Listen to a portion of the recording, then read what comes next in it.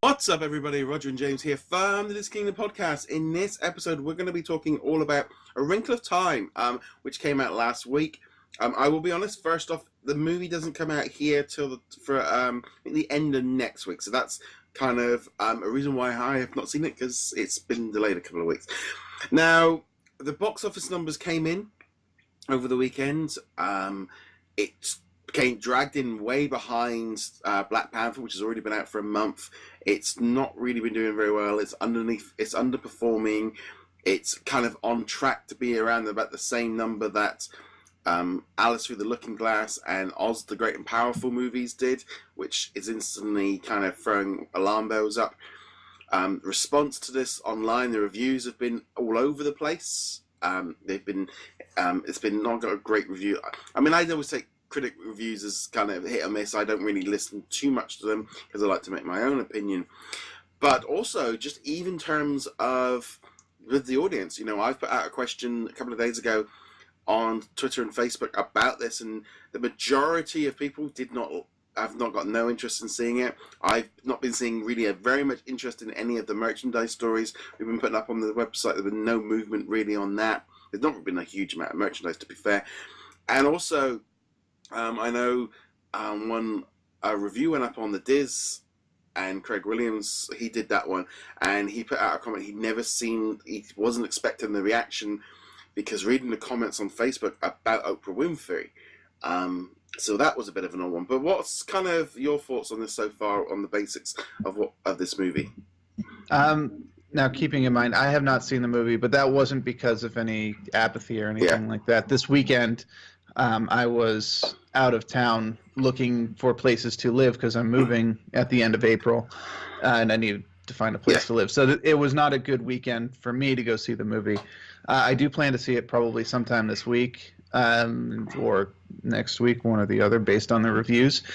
But the thing that has kept coming up whenever I've talked about this movie with people in person, and granted this is all just personal anecdotal stuff, is that more often than not, either people are like, oh, I really liked the book as a kid, but I don't remember why, or I don't know what this is about. I don't know what Wrinkle in Time is. I am aware that it is a thing that is popular amongst kids, but I couldn't tell you what it is. And that seems to be the underlying theme. And I will admit I fall into that first category. I have fond memories of the book.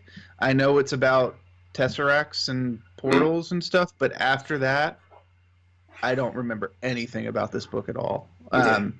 So I think you've got Disney fighting against. Wait, what is the story? And obviously, the trailers don't tell you squat. It's a search for Chris Pine. That's all I've got out of the trailers. And two, it's a very weird-looking movie, very visually oriented, but with designs that aren't immediately like, oh, I have to see what's going on with this. It's not like, say, Avatar, the James Cameron Avatar, obviously, where like, oh, the visuals are very different, but they're pretty, and I want to see these visuals. This is more like, Oprah looks kind of weird. Mindy Kaling looks kind of weird. So, the marketing didn't quite work. I mean, for me, I've never read the book. I'd never even heard of the book until the trailer for the movie came out. I literally was just like, what's this?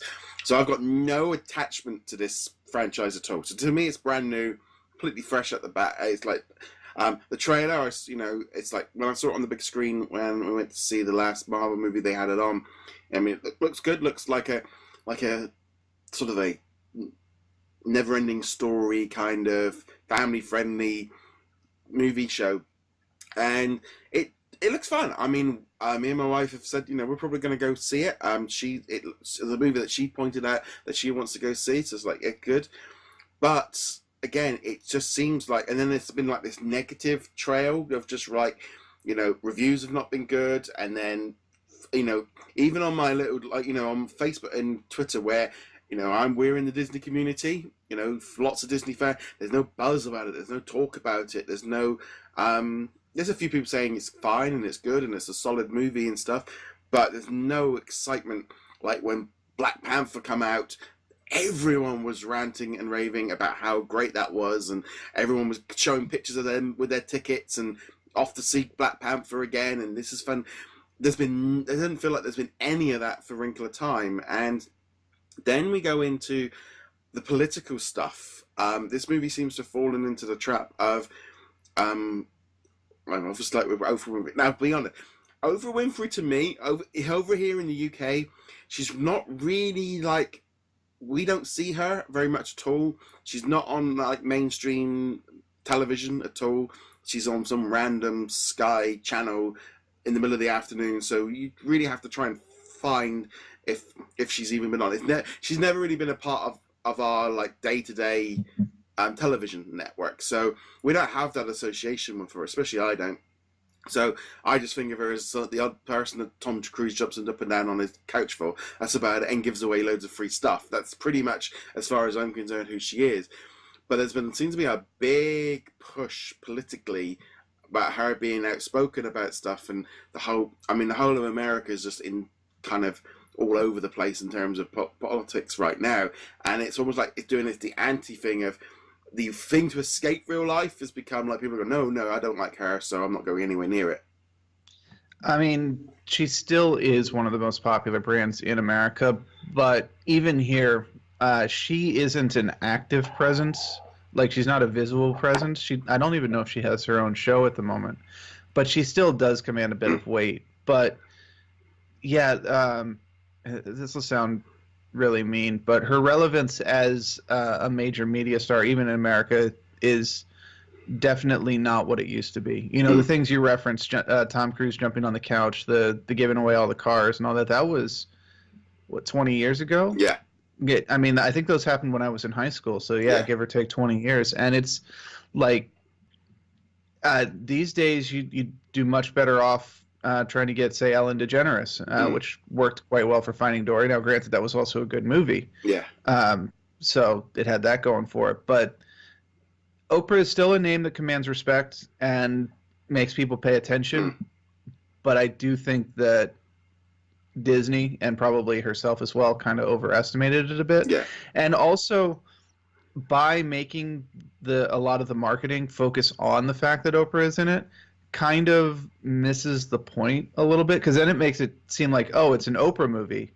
It's not really an Oprah movie. So her character, as near as I can remember, as near as I can tell, is actually kind of secondary. She's a guiding character. She's a fairy godmother kind of character, whereas the real hero is the young girl. Yeah. So it's definitely an odd one. It doesn't feel like it's Disney have really been able to hit this one out the park. I mean, it's a shame because we're gonna talk about like Disney and their franchises in another episode later this week. But it's that thing of like, we've got a new franchise and we want to start something off with a bat, and we want to build something, but we don't put the weight behind it properly, because we wait to see if it works before we do anything about it, see if it clicks. And it's like, there's been a lot of talk about, I think, it's symbolizing this, and whether or not it's the press doing it, but people are maybe that thing of, they want to escape all this stuff that you're seeing all over your social media, and political agendas and race and sexism and all this stuff, and they just want to enjoy a movie and escape from it all. And I think it's like all the stuff with the Oscars and stuff, and it's like a lot of people just want to go see stuff. They want to see stuff blow up and fights and big scenes, and have a good story or have a romance, or some kind of escapism. And Wrinkle of Time, I'm looking at it going, well, you got some weird, great big green monster that smiles at you, and there's teleportation. It's like it should be fun, and it's just, I don't know, it just seems to be very odd. I mean, for here, we were about 2 weeks away from it. There's not really been any press really for this at all for the UK side. First of all, I would say that, yeah, most movies are designed to be fun, but that doesn't mean that they can't be political, and it doesn't mean that they can't touch on serious issues and be good movies as well. But this might not have been the one to do it with. No. There are a lot of very good movies that touch on important social, political topics, and not stuff that's specific to America, Yeah, like South Park the movie. Yeah, South Park the movie. Team America. Honestly, Team America. I mean, but then you get stuff, that deal with Irish history, Scottish history, Indian history, and these are all very good movies too. That was Asian Indian, by the way, but we also have Native American movies that are important. But point being, at the end of the day, maybe A Wrinkle in Time isn't the one to be trying to do it with. No. But yeah, to put it all into a box and just say that movies should be fun. I mean, but yeah, this one should be. Yeah, I think it's kind of all over the place, and it's a shame because it's like, when you're looking at the slate of the 2018 Disney movies and you go, Wrinkle of Time was one of the few original movies this year from Disney of a brand new franchise. As far as I was concerned, hadn't seen it before. Everything else on this list of movies this year has a reboot or a remake or a sequel. And this is I don't like it. In some ways, it's like, oh, come on, give us something new. It's like, when they were talking, it's just an odd one. To be fair, and we'll talk about this more in that other episode you alluded to, is it's not just Disney. No, everybody is on the franchise, the reboots, the starting over. Yeah. Transformers number 25. Megatron has a hernia. I don't know. This is where, and it's not just movies either. No. Television shows. I mean, they freaking rebooted Spider-Man while the series was still going on, or the previous series was going on, and Teenage Mutant Ninja Turtles are doing it right now. But that's for a later episode. This is Wrinkle in Time. I don't even know. Are we even going to do a review of this? Because I will see it in the near future, but I mean, you're still a couple of weeks out by the time you see it. Yeah. Yeah.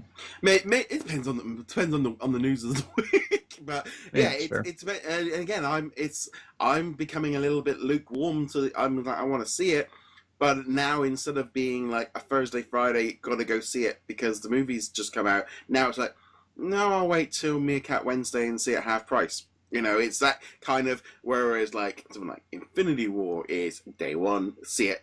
The first 2 free showings. I don't want it to be ruined and all the rest of it. Wrinkle of Time hasn't got that buzz. Infinity War is coming out the weekend I'm moving. So yes. So I'm bad. Yes. Well, you got to prioritize. You need to prioritize your life a bit better.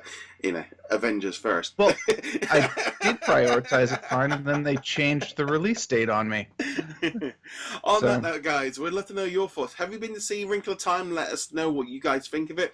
If you've not seen it, let us know why you've not seen it, because that's the other important thing as well. Let us know your thoughts on it as per usual. You can check us out over at Patreon and support us from as little as $1 a month to help keep all the lights on and help put up like the audio versions of the podcast, etc.